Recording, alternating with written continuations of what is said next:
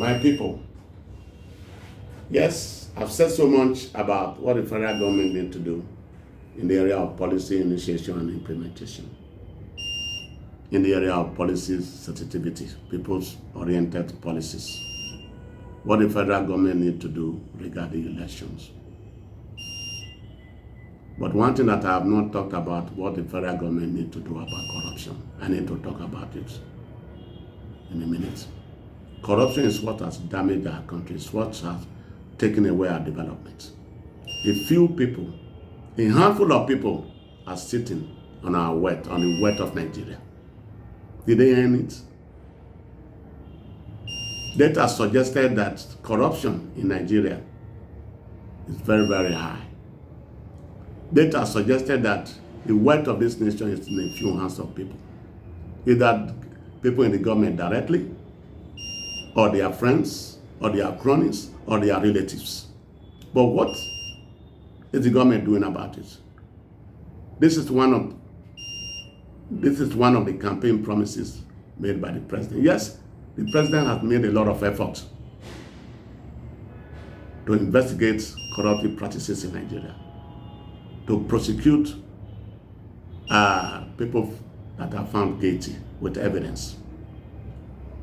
But I'm saying here, I'm also suggesting to the government that we need to work harder, that we need to cooperate. We need to cooperate with the federal government of Nigeria. The federal government of Nigeria's hand will be tied if a group will come out to say, she's from my community, leave him alone, leave her alone. The federal government's hand will be tied in fighting corruption. When the people of Nigeria say, why are you troubling him? Why are you troubling him? Is he the only one? Is he the only one? Is she the only one? But if as a people,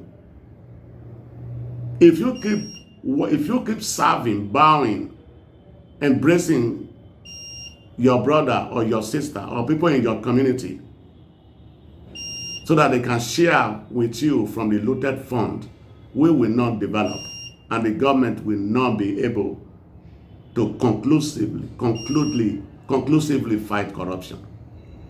But I'm going to be suggesting here that the government need to come out with tougher punishment, harsh punishment. If you are corrupt and you are found guilty, the evidence is there. There is no need to drag and drag and drag. The judiciary needs to be reformed.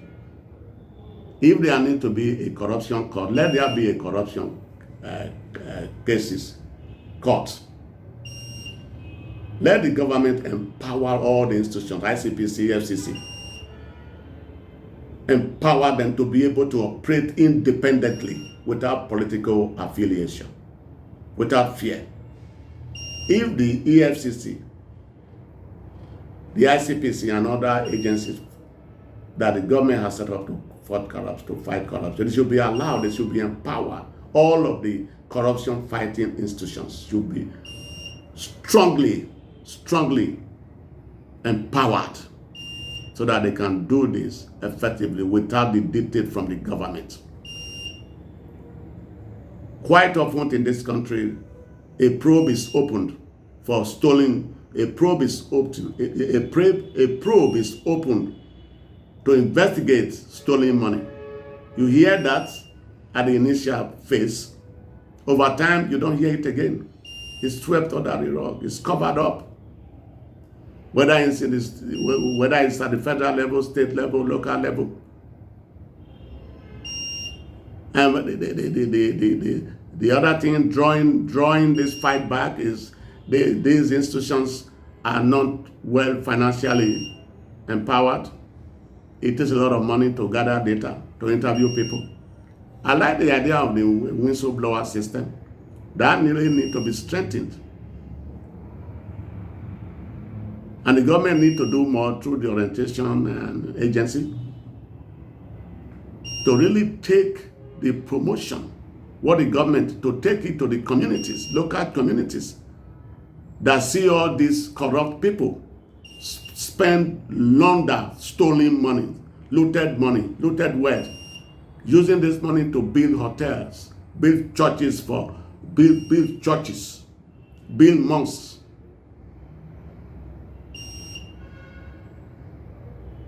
buy houses, mansions for their girlfriends, for their mistresses. Yet their neighbor, the members in their constituency go to bed hungry at night, thirsty at night. Those that have brought them to power have no home. They are homeless. They have nowhere to sleep. They have no access to water, no potable drinking water. Health cares are not funded. Health cares have no drugs. Sometimes some of these health cares is just a building, a structure. There's nothing in them. The floors are not tarred. Multi-Need Solution International Initiative at the moment is tarring and installing doors in a neighborhood healthcare system. We put in the mosquito nets, we put in the doors to the male ward, the female ward, the door to their pharmacy. The floors were just regular ground. It wasn't tarred. It's this Multi-Need Solution International Initiative that have recently tied the male walls and the female walls at the clinic. And we are now in the process of setting up their injection room. We are now in the processes of painting the whole building. But these people have senators. I mean, these communities have senators. They have House of Representatives.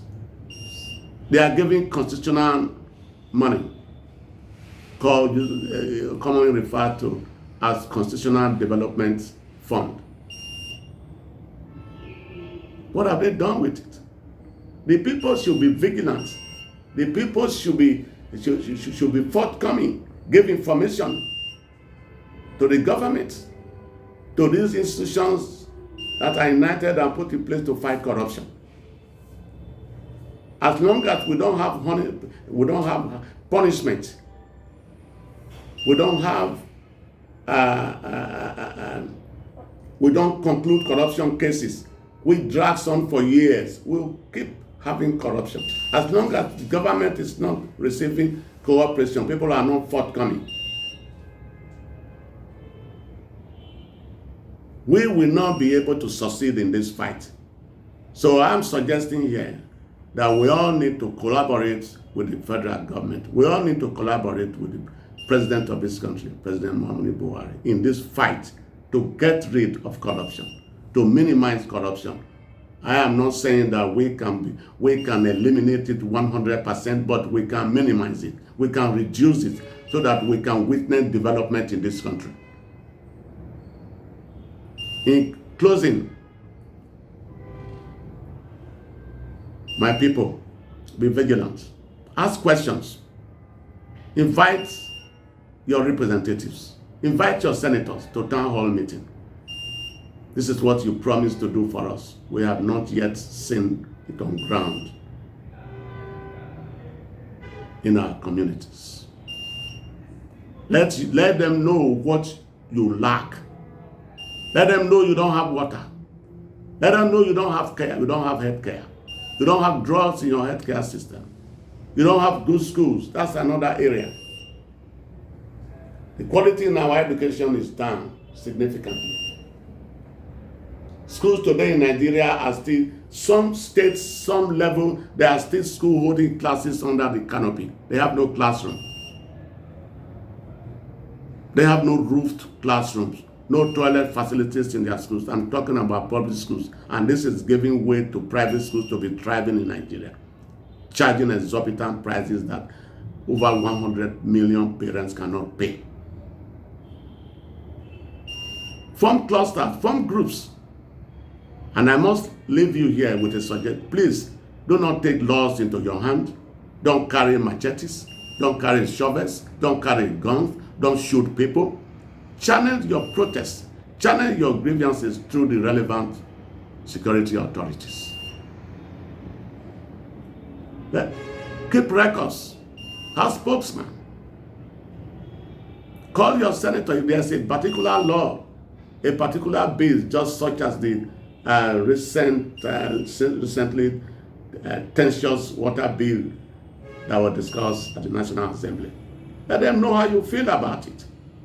A tax policy law, let your senator, let your National Assembly member, let him or her know how you feel about it. Whether you are for it or against, how you want him or her to vote. The power is in your hand to cast that vote. You are the one that elected him or her, that senator, that House of Rep member, to represent you. If you have a group, if you have clusters, you work together. You channel your protests through peaceful means. This is democracy 101. Democracy is about freedom. But you cannot be complacent and look the other way without contributing, without letting the government know how you feel about the policies the government is putting out. If we all do this, if we all help the government to govern, we can see a better Nigeria. We can see infrastructure in Nigeria. It's not about you going to bomb police, set police stations on fire, set buildings on fire, shoot somebody's head off. That is not going to give us development in Nigeria. It's not about agitation.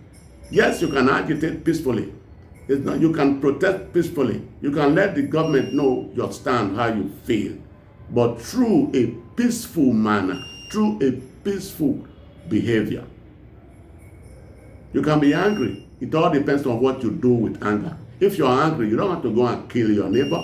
You don't have to go and kill police. You don't have to go and kill soldier. Work with the government. Support the government efforts. You can criticize the government, but constructively, peacefully. I'm sure the government will listen. With all of this, and we do all of this, we can see a better Nigeria, a better developed Nigeria. We can see better schools, quality in our schools, quality in our healthcare. What we want, the government will give us. If we face the challenge with the government and we travel with the government, challenge the government. We want you to correct this. We want you to correct that. They will all be done. Thank you for listening.